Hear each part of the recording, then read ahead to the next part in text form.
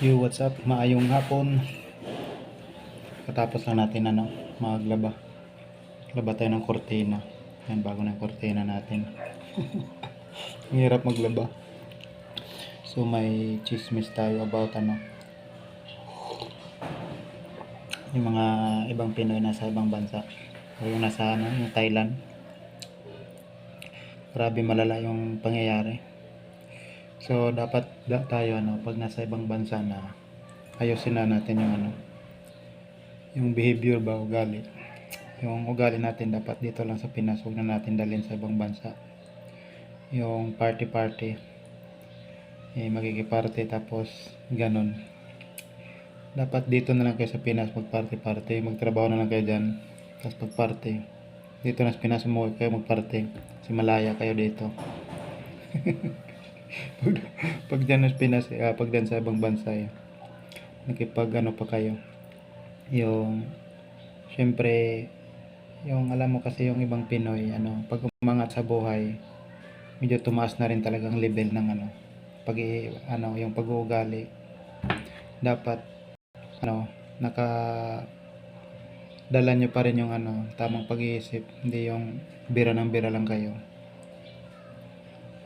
Kaya ang ibang Pinoy dyan mahirapan, yung ibang karamihan pa naman ang dami pa namang Pinoy sa Thailand, minsan dyan pa nagpaparitoke sila ng mukha, mga sa part ng katawan dyan nagpaparitoke, mamaya din na kayo i-acknowledge. Pero parang na yata, inayos na yata, mga kahapon yata nakita ko na yung sinakta na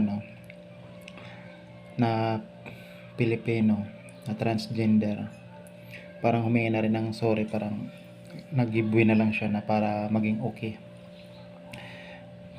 na lang, para wala nang di na hassle. So dapat tayo talaga mga Pinoy pag nasa ibang bansa, ayusin natin yung buhay kasi kawawa yung ibang Pinoy na nadadamay sa ibang kalukuhan, yung bisyo sa lugar. Yung nga sinasabi na pumunta kayo ng ibang bansa para magtrabaho para sa pamilya, tapos dapat kung gusto talaga nyo mag night party or yung one to sawa, umuwi ng Pinas, dito kayo mag night party one to sawa. Umuwi kayo, ang daming party na mga bar dito, mga resort, mga bundok na pwede nyo puntahan, mag-enjoy kayo dito sa Pinas. Pag dyan sa ibang bansa, pag mataas na yung amats nyo, kawawa kayo dyan, kalaban yung mga banyaga. Kaya ingat kayo. Kung mag party naman kayo, dyan na lang kayo sa bahay nyo.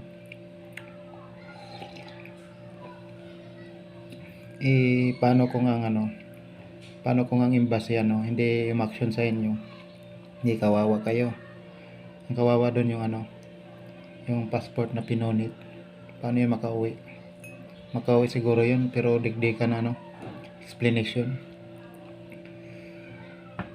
Kaya dapat manigurado ka pag nangingibang bansa, hindi yung pag nangingibang bansa ka papasaway ka doon. Kaya ang iba hindi mo masisi rin ang iba ino-upload. Minsan ang iba na hindi na-upload kasi binabayaran, tapos pagdating na sa ibang bansa, yun nagpapasaway na. Kaya karamihan ngayon, maraming in-upload papuntang Thailand. Kawawa naman yung gusto magtrabaho, nadadamay pa sa mga kalukuhan. Shout out dyan sa lahat ng OFW. Ingat kayo palagi. Huwag kayo magsawa mag-enjoy lang kayo sa buhay, lalo na yung mga pamilyado na dyan. Tsaka nakakatuwa rin sila kasi nagsusuporta rin sila sa mga content creator dito sa Pinas na nagbibigay ng mga ayuda, mga konting tulong. So thank you so much. Pero yung tulong nyo, tingnan nyo yung mga content creator na deserve talaga ninyong bigyan. Katulad yung mga content creator na bigyan nyo yung mga content creator na umakyat sa bundok na tumutulong, yun ang bibigyan nyo. Pero pag yung mga mataas na content creator tapos binibigyan nyo pa rin para tumaas ang followers nyo, wag nyo ganun, sayang lang.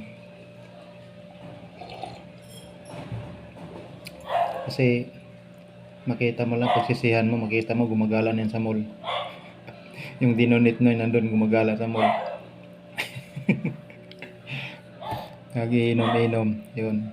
Pero mas maganda mag-donate kayo doon sa mga deserve na content creator na tumutulong din sa ibang nayon. Yun ang maganda.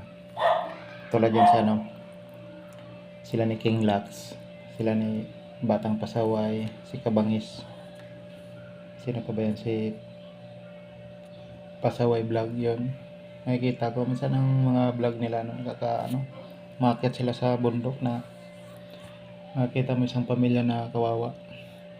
Buti natutulungan. So thank you so much. Antig ng damdamin.